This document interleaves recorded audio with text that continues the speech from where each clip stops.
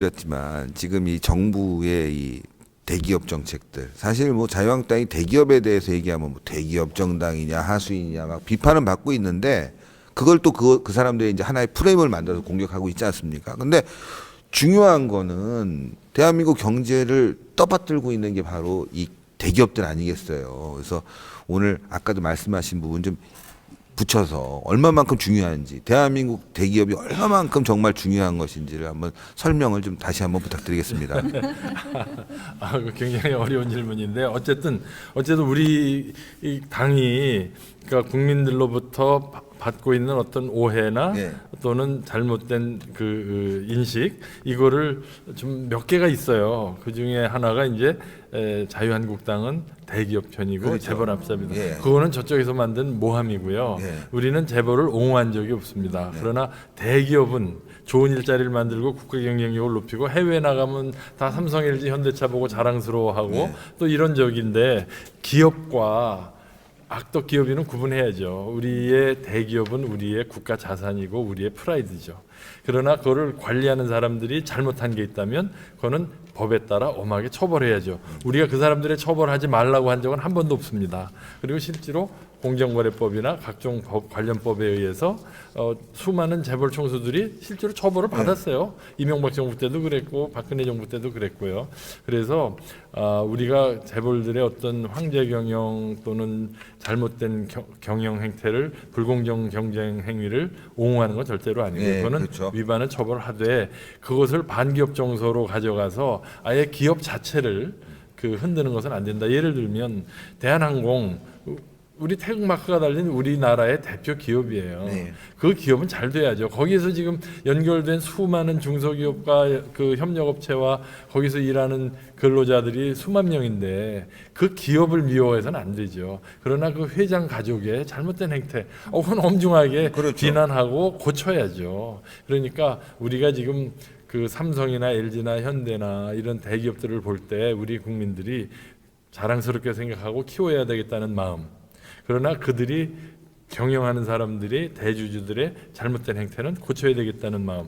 이건 다 옳은 거라고 봐요. 네, 네. 그런데 이것을 잘못해서 우리 기업들을 지금 옥죄고 있잖아요. 그렇죠. 삼성전자가 지금 애플하고 화웨이하고 얼마나 힘든 싸움을 하고 있어요. 그러니까요. 그런데 그거를 자꾸 왜 얽매고 또 현대자동차도 지금 얼마나 힘들어요. 사실은 그 경쟁력 면에 있어서 지금 하루가 다르게 지금 외국의 일본이나 독일이나 미국의 자동차 제조업체들하고 경쟁하는데 힘들잖아요.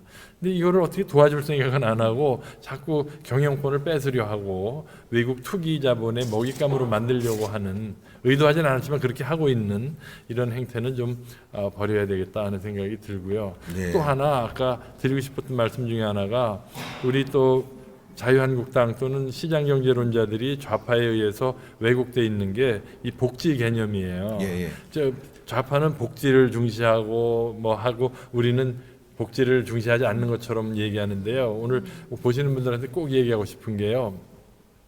지금 좌파에서 얘기하는 무상복지는 소득 수준과 무관하게 n분의 1로 똑같이 주재는 거잖아요. 그렇죠. 우리는 자원의 유한하니 어려운 사람부터 돕자는 거거든요. 그러니까 지금 좌파는 부자로부터 걷어서 n분의 1로 똑같이 나눠 가지자고 그러니까 소득 재분배 효과가 없어져요. 똑같이 예. 소득이 많은 사람도 주는데 우리는 다수로부터 골고루 걷어서 어려운 사람부터 돕자. 소위 십시일반의 논리죠. 선별적 복지. 그러니까 예. 좌파는 재분배를 통한 격차 해소가 아젠다고 그럴듯해 보이지만 저는 국민들한테 여쭙고 싶은 게 지금 우리에게 필요한 것은 격차 해소도 있지만 빈곤 해소다. 어려운 사람부터 돕는 게 맞는 거 아니냐. 지금도 이 추운 겨울에 추워하는 그리고 홀로 사시는 독거노인 또는 청소년 가장들이 있단 말이에요.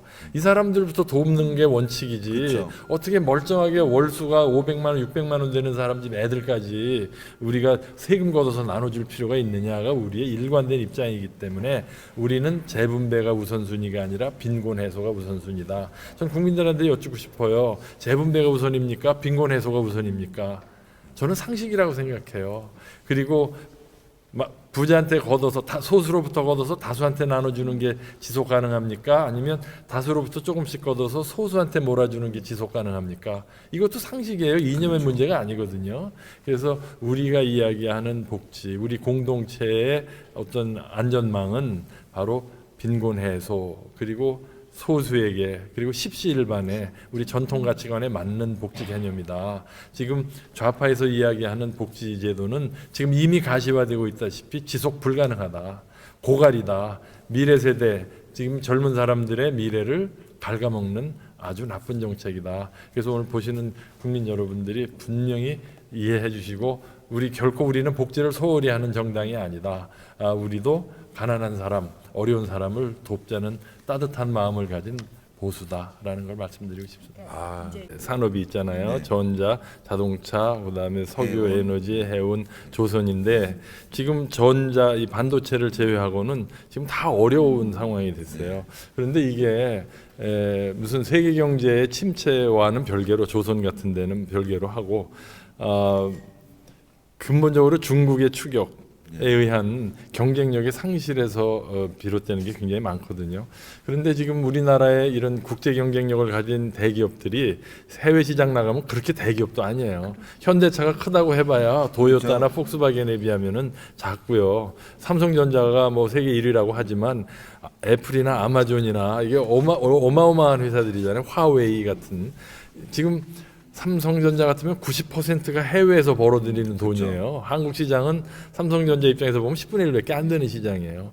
지금 해외에서 치열하게 싸우는데 지금 대한민국의 정부는 우리나라의 대기업을 어떻게든지 좀 풀어주고 경쟁력을 높이는 데 신경을 쓰는 게 아니라 어떻게든지 대주주의 경영권을 위축시키려는 이런 의도를 갖고 있기 때문에 지금 역설적으로 해외 경쟁자들을 도와주는 일을 하고 있는 거죠. 규제 같은 거, 특히 4차 산업혁명 같은데 이 첨단 산업의 새로운 신기술을 개발해야 되는데 지금 우리나라의 대기업들은 전부 경영권 방어에 수조 원의 돈을 쓰게 만드는, 그리고 이게 왜 국민들에게 이익이 되는지, 지금 예를 들어서 대주주의 경영권을 위협을 한다. 국민연금을 사용하든지 무슨 뭐 공정거래법을 개정하든지 그렇게 해서 생기는 일자리가 있나요? 저도 경제학 30년 공부했지만 그렇게 해서 생기는 일자리는 없어요. 오히려 줄어들죠. 그래서 지금 일자리 정보를 표방했으면 지금 당장 일의 우선순위가 있는 것이지, 무슨 공정경제 운운하면서 대기업의 경영권을 위협을 하면 상대적으로 누가 유리해지겠어요? 외국 저 투기자본들이 한국의 삼성전자나 현대차를 항상 노리고 있는데 얼마든지 도전할 수 있는 기회기를 만들어주고 있거든요.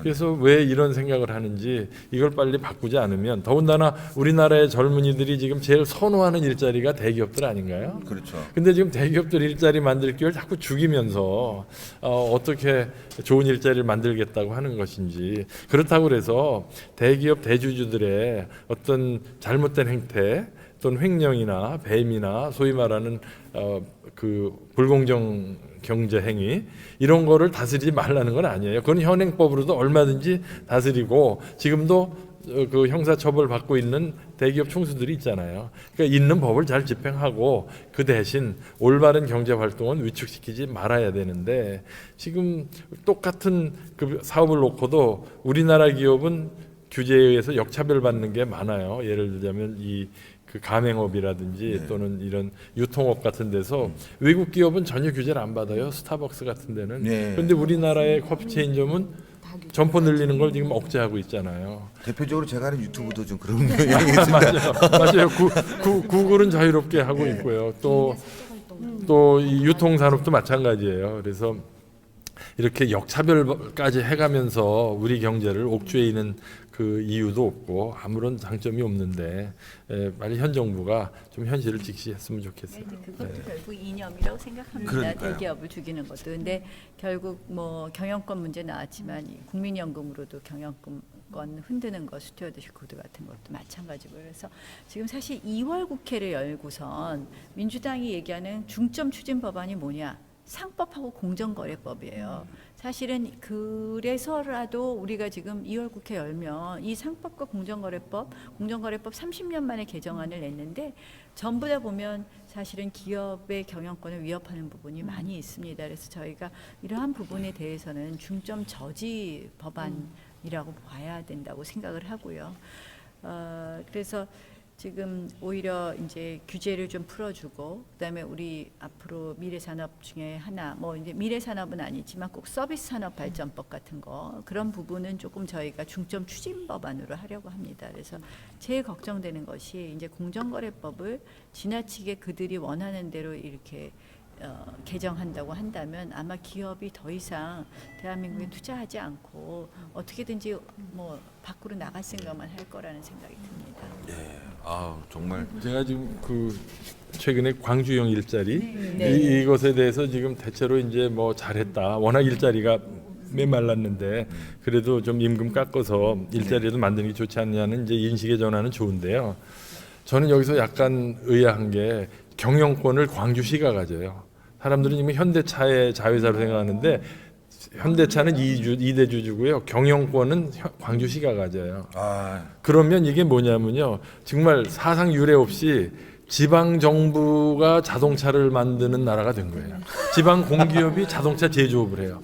지금 중국이나 동유럽의 사회주의 국가들도 국가가 소유한 자동차를 지금 너무 비효율적이고 부패해서 민영화하고 민간으로 파는 추세인데 지금 대한민국은 지방자치단체가 자동차를 제조하게 되는 전 세계의 유일한 지금 사례거든요. 그러니까 지금 광주형 일자리라고 해서 마치 잘 될 것처럼 하지만 저는 국영기업이 제조업에 들어가서 성공한 사례를 거의 못 없죠. 봤어요. 국영기업은 외국의 예를 봐도 서비스 산업에서는 어느 정도 경쟁이 되는데 물건 만드는 건 공무원들이 못합니다. 공무원들은 다스리는 게 업인데 광주시가 자동차를 만든다? 이거는 제가 볼 때는 좀 문제가 있고요. 앞으로 이 투자가 지금 한 뭐 5천억인가를 외부 투자를 받아야 되는데 과연 누가 투자할지 광주시가 자동차를 만들겠다는데 누가 투자할지 난 그게 걱정이에요. 차 이름이 뭘까요? 518인가요? 아니 뭐 제가 518 폄하하고자 얘기한 건 아닙니다.